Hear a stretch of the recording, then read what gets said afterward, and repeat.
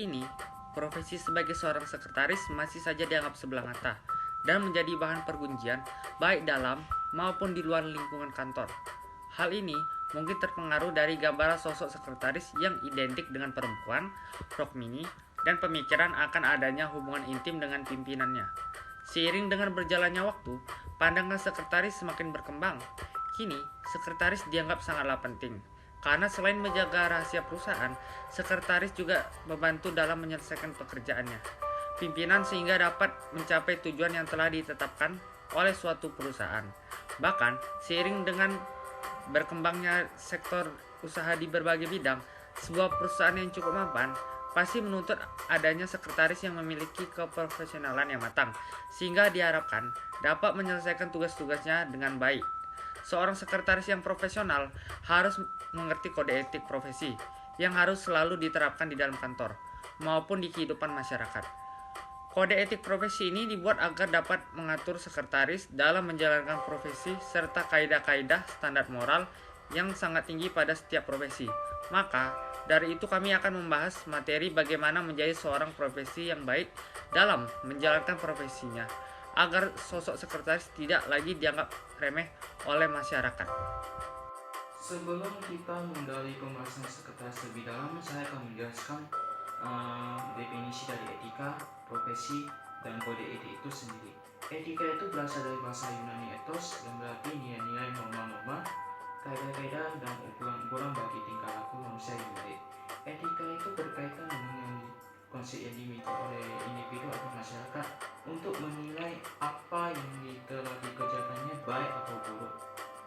Lalu itu profesi itu merupakan suatu jabatan atau pekerjaan yang menuntut keahlian atau keterampilan dari pelakunya. Sebutan profesi itu selalu dikaitkan dengan suatu pekerjaan atau jabatan yang dipegang oleh seseorang.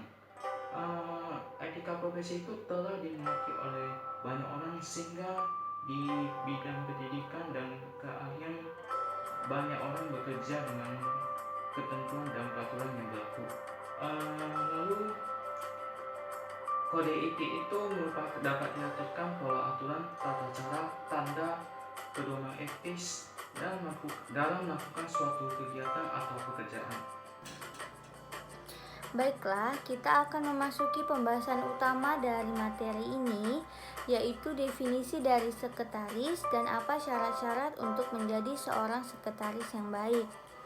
Dilihat dari asal kata sekretaris sebenarnya berasal dari bahasa Latin sceptrum yang berarti rahasia, atau sekretaris yang berarti seorang yang diberi kepercayaan untuk menyimpan rahasia.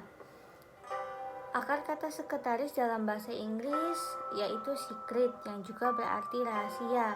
Jadi, bila dilihat dari asal katanya, sekretaris adalah seseorang yang seharusnya bisa menyimpan rahasia.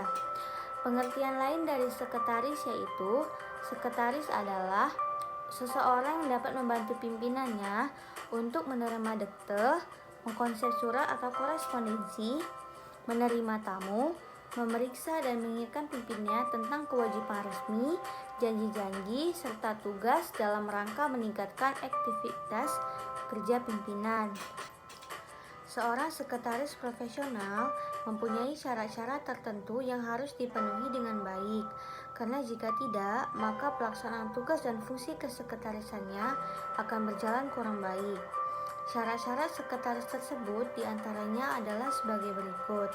Pertama, syarat kepribadian, yaitu sifat-sifat yang dimiliki oleh sekretaris, seperti sifat penyabar, simpatik, bijaksana, penampilan yang baik, ramah, pandai bergaul, dan dapat menyimpan rahasia. Yang kedua, syarat pengetahuan umum, yaitu memiliki pengetahuan tentang perkembangan yang berkaitan langsung maupun tidak langsung dengan pekerjaan kesekretarisan seperti sosial kemasyarakatan, ekonomi, politik, serta hukum. Yang ketiga, syarat pengetahuan khusus, yaitu pengetahuan tertentu yang sesuai jabatan dan tugas sekretaris dan sesuai dengan tempat di mana sekretaris tersebut bekerja. Misalnya, sekretaris yang bekerja di biro hukum, rumah sakit, airline, dan lain-lain. Pengetahuan tersebut dapat diperoleh dari buku, majalah, maupun kursus, sehingga seorang sekretaris yang bersangkutan dapat mengerti hal-hal yang sesuai dengan bidang tugas pimpinannya. Yang keempat, syarat skill dan teknik. Kesekretarisan yaitu kemampuan seorang sekretaris yang langsung berhubungan dengan tugas kesekretarisannya, seperti kemampuan mengetik, korespondensi, stenografi, dan kearsipan. Yang terakhir, syarat praktik, yaitu kemampuan dalam melaksanakan tugas sehari-hari seperti menerima telepon, menerima tamu, dan membuat agenda pertemuan pimpinan atau kepala kantor dari perusahaan tempat ia bekerja. Baiklah, selanjutnya saya akan menjelaskan tugas dan tanggung jawab seorang sekretaris. Pada dasarnya, tugas dan tanggung jawab seorang sekretaris itu adalah sama, yaitu membantu tugas-tugas dari seorang pimpinan, baik pria maupun wanita, tidak ada perbedaan di antara keduanya.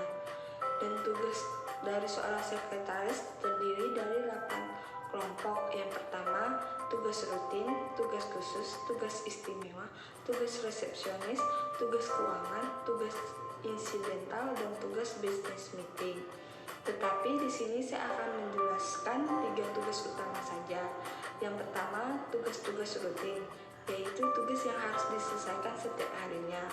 Yang kedua, tugas-tugas khusus, yaitu tugas-tugas yang harus diselesaikan dengan penyelesaian khusus dengan dimintai pendapat. Yang ketiga itu tugas-tugas istimewa, yaitu tugas yang menyangkut keperluan pimpinan. Sedangkan tanggung jawab seorang sekretaris itu terdiri dari 4 macam. Yang pertama, seorang sekretaris harus mempunyai komitmen terhadap superioritas kinerja kantor dan pengaruhnya terhadap kinerja perusahaan.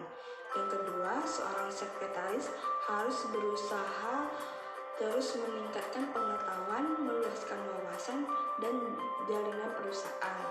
Yang ketiga itu, seorang sekretaris harus bertanggung jawab atas berhasilnya perusahaan tempat ia bekerja.